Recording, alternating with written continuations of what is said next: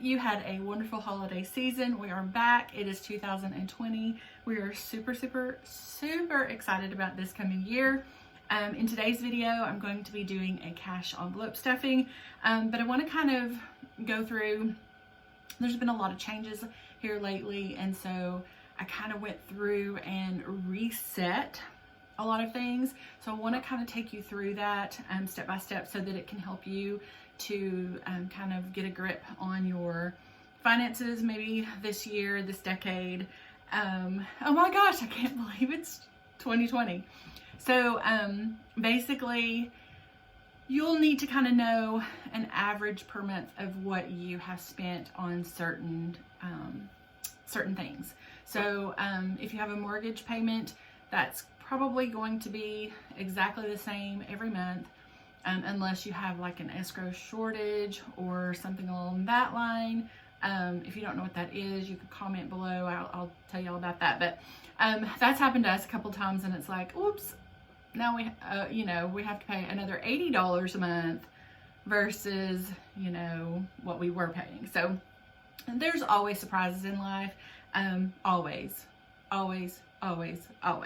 So if you are not currently subscribed, go ahead and hit that subscribe button, hit the notification bell so you're notified every time that we upload a new video. So without further ado, we'll just go ahead and get started. If you have something like Quicken or Microsoft Money or any kind of financial software program that kind of helps you take care of your checkbook, different things like that, that's going to make it a lot easier to go through. Basically, you will want to look at the last 12 months, everything that you've spent in a particular category or at a particular payee. Like we have Common Corporation and CenterPoint Energy. That is our electric, gas, water. That's everything, all of our utilities. And so I took and went through the Quicken, added everything up. It gives you a grand total. So I added the Common Corporation to the CenterPoint for the last 12 months, then divided that by 12 to get an average monthly.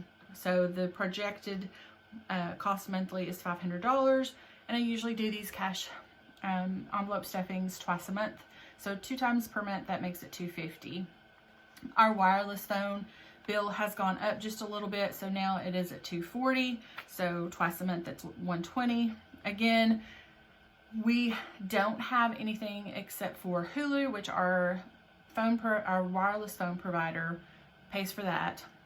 We have Netflix, just the simple basic streaming Netflix, and we have CBS All Access. So those are the things that we watch when we watch television. So all of that equals out to about an average of $20 per month or $10 twice a month. Our groceries, what I did, we allow $100 per week. So I did 100 times 52 divided by 12 to get $440 or $220 twice a month. Dining, we have, since I had not had a job, we had basically taken dining out, and I know that we are going to want to get back into going out to eat, different things like that. Plus, I'm going to be working 5 days a week. So there are going to be times whenever we just need to grab something on the go really quickly. So for dining, this is extremely high I don't think we're going to use this, but I wanted to put it in there. I'd rather go over and not use it than go under and spend more than what we need to. So I put $200 a month or $100 twice a month. That gives us about $50 per week. Gas, I am driving about 45 minutes one way to work. So this may wind up being tweaked a little bit more, but based on what I think that the gas consumption is per day for me, I think that we're going to need about $250 per month for gasoline or $125 twice a month. Mortgage stays the same. It's $1,020 or $510 twice a month. Our vehicle payments are the same, $950 every month or $475 twice a month. Insurance, we actually my husband Jerry has a job where he gets benefits, and so he actually is going to have medical insurance deducted out of his check. So that does not have to come out of the cash breakdown. So with our automobile insurance, which this is 3 automobiles, because our son's is in there as well, and life insurance, it's for $540 per month, or $270 twice a month. And while I was off, we really try not to use credit cards, but there were, like, I had a nail that had punctured a tire, and had to get a new tire because it was kind of on that corner, so it could not be patched. Different things like that happened, and so we had to use credit cards from time to time. Did not use it on anything like Christmas or, you know, anything like that. This was just basically emergency things. So we have $220 a month, or $110 twice a month. So that breaks down everything that we're putting into our monthly budgeting. I am going to have a sinking funds list as well, where I will put Christmas and birthday and like automobile repairs, household repairs, different things like that, but that's going to be in a different video. I have everything lined up here, all of the cash envelopes. So Conway Corporation gets $250, and I always double count. If you guys have been with me for a little bit, then you know that I always like to double count. That's $250. So that way I don't wind up at the end and I don't have enough money to put in envelopes, or I have money left here when everything is stuffed, and then I'm like, okay, where did I mess up?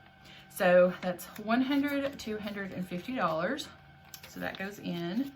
We have a little bit still left in here, so I make sure that all the denominations are in the correct order and that all the faces are facing the same direction. All right, so one down. All right, it goes pretty quickly from here. The phone wireless is $120. So again, I have a $120, and we have a little bit left in there from last time. Television gets $10. And it's time to go get a Netflix card so that I can put that, so that they don't charge me. And I actually earn points when I go to Kroger and get gift cards for certain things that we're going to use. A lot of times, all the time, it's 2 times fuel points. So if I get a $50 Netflix card, it's going to give me 100 fuel points, which is 10 cents off per gallon. If I were to go, like we are doing some renovations in the house and things like that as well, if I were to go and get a gift card for Lowe's for say $100, I get 200 fuel points, or 20 cents off. Sometimes they actually have a coupon that you can download in the app where you can get 4 times the fuel points. So that's always fun too. Okay, groceries is $220. So again, 100, 220, and that is completely empty. It's kind of funny how that happens. You know, most times you'll have money still left in a particular envelope when it's not a monthly bill. We take out every week we take $100 out, but it's the end of the year, so everything was gone. You kind of have to take into consideration the months that have like the extra Fridays, because we go to the grocery store usually Friday, Saturday. And so you have to kind of take that into consideration as well. Okay, so dining is $100. I'm going to go ahead and do 20s. 1, 2, 3, 4, 5. That way we can take, if we're going to go somewhere, we can take $40. And we drink water and save money that way and things like that. So 20, 40, 60, 80, 100, and there's absolutely nothing in this envelope because we have not been putting anything in there for the last several months. All right, and then we go to gasoline, which is $125. Gasoline, $125. And that has all been used up. Mortgage, we have $510. So 1, 2, 3, 4, 5, 10. Okay. 1, 2, 3, 4, 5, 10.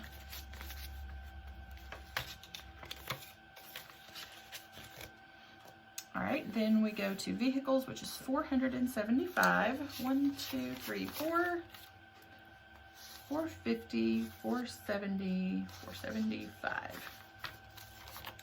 1, 2, 3, 400, 450, 470, 475.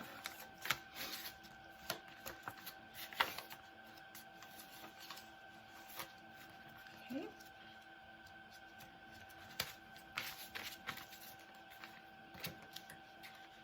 And when I get ready to make certain payments, then I will go, like when a car payment is due, I will go and take the exact amount that's due for that car payment. I'll take that out, as well as any other bills that are due within that 2-week period of time. I'll take that cash to the bank, deposit it, and then I pay my bills accordingly. All right, so we go to insurance. That's $270.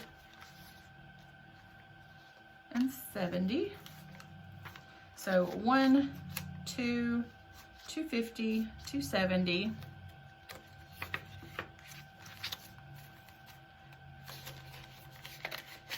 And then we have credit cards. So that's $110. And I don't have an envelope for that. I have not made that yet. I need to get on that. But more than likely what I'll go ahead and do is take this money and put it in the bank and go ahead and make the credit card payments that are due. So I probably actually won't even need an envelope, but I will make one just in case. All right, so I hope that was very, very clear for you guys. If it's not, if you have any questions whatsoever, please feel free to leave a comment down below. I'm happy to answer any questions that you have. If you have a question about a particular bill or things that we have, or if you have a question about something that you are currently having to pay, and you want to maybe try to pay a little bit more, because we've done that, and I will actually start putting more towards, say, the car payments and things like that after the credit cards are all paid off. But you kind of have to take it a little bit at a time. So basically, first thing is, our goal is to go ahead and get those credit card paid off. Like, credit card interest is so expensive, and if you have credit cards, my number one advice for you is to do anything and everything possibly within legal limits to go ahead and get those paid off, because the interest will actually literally eat you alive. And I've noticed a lot of credit card companies are starting to put, like, if you just make the minimum payment, then it's going to take you this long, 5 years or whatever, to pay this credit card off. And that is if you don't use it. That is if you make your payments on time and don't have late fees.